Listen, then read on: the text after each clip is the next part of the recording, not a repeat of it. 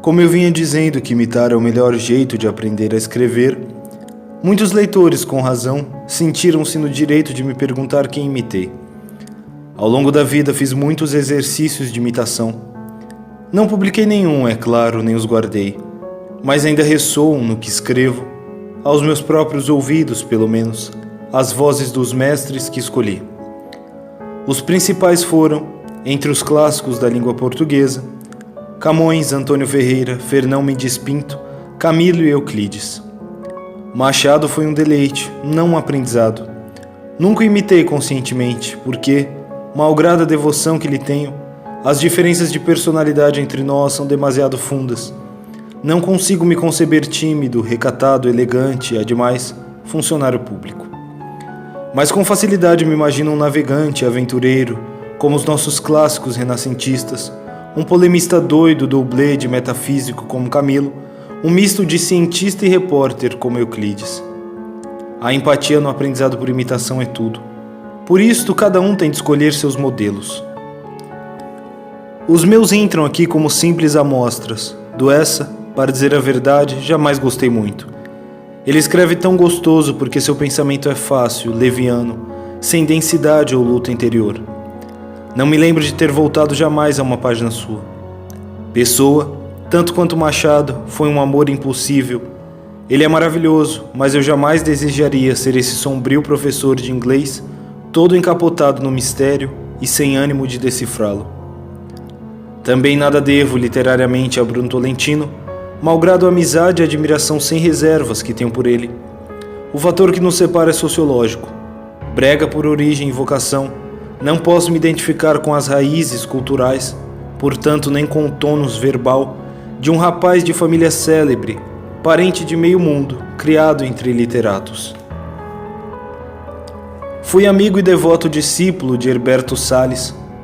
A primeira visão que tive dele foi a de um velho mulato gorducho, sentado a um canto no lobby do Hotel Glória com um livro e um caderninho. O livro era um volume de Proust. No caderninho, Herberto anotava, com uma caligrafia miúda, as soluções verbais que pudesse aproveitar.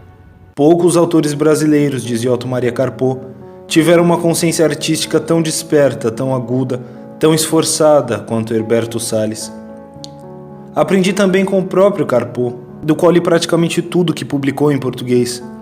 Ele não era um visual, mas um auditivo. Não nos fazia ver as coisas, mas adivinhá-las pela sua repercussão em épocas e almas. Ele tinha a arte característica de, num breve artigo, introduzir sutilmente um tema, desenvolvê-lo, fazê-lo ressoar em muitas oitavas e resolvê-lo rapidamente nas linhas finais, com uma coda abrupta e estonteante. Ninguém entre nós dominou como ele a técnica do ensaio breve, condensação poética de controvérsias científicas enormemente complexas. A Nelson Rodrigues também devo muito. 2 títulos condensam toda a sua arte de escrever: A Vida Como Ela É e O Óbvio Ululante.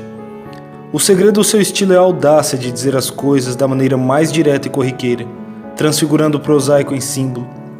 Não encontro coisa similar senão em Pio Baroja e Julian Green. Embora neste sem nada do cinismo de Nelson, naquele com um cinismo diferente, mais frio e resignado. Mas a arte de resumir todo um argumento numa frase breve de impacto brutal, que tantos me condenam como se fosse prova de não sei que sentimentos ruins, aprendi mesmo foi com 3 santos, São Paulo Apóstolo, Santo Agostinho e São Bernardo. Tudo tem um preço. Ninguém pode imitar os santos, nem mesmo em literatura, sem escandalizar uma intelectualidade pó de arroz. Dos autores estrangeiros do século XX, além de Baroja e Green, os que mais me ensinaram foram Ortega y Gasset e Bernanos.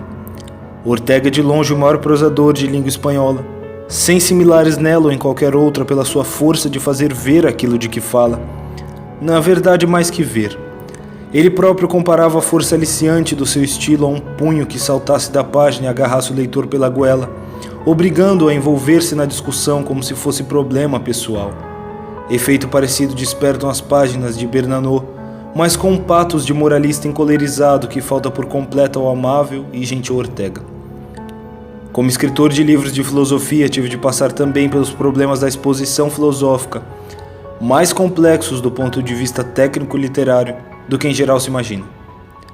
Para mim, o maior expositor filosófico de todos os tempos, não o maior filósofo, é claro, foi Eric Weil.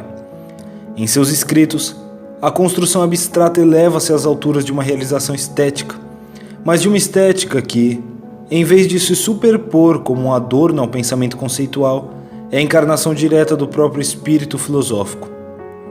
A força do seu estilo é a beleza da razão, quando alcança o plano mais alto da pura necessidade metafísica.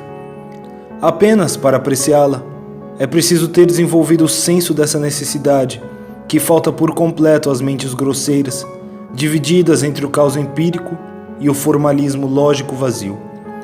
A estas o vigor da prova pode dar a impressão de um autoritarismo dogmático, de uma imposição da vontade, quando ela vem precisamente do contrário, da total rendição da vontade ante aquilo que, simplesmente, é o que é.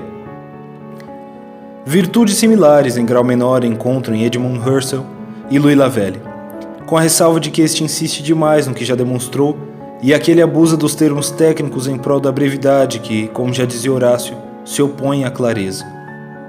O grande expositor filosófico nada tem de didático. A filosofia, sendo educação em sua mais íntima essência, é por isto mesmo metadidática, não havendo nela a possibilidade de uma seriação graduada do mais fácil para o mais difícil. Em filosofia, a melhor maneira de dizer é aquela que encarne da maneira mais direta e fiel o próprio método filosófico. E o método filosófico melhor é o que mais eficazmente apreenda as coisas da qual se fala, sem nada acrescentar à sua simplicidade ou subtrair da sua complexidade. Não se pode falar legitimamente de filosofia, senão desde um ponto de vista filosófico.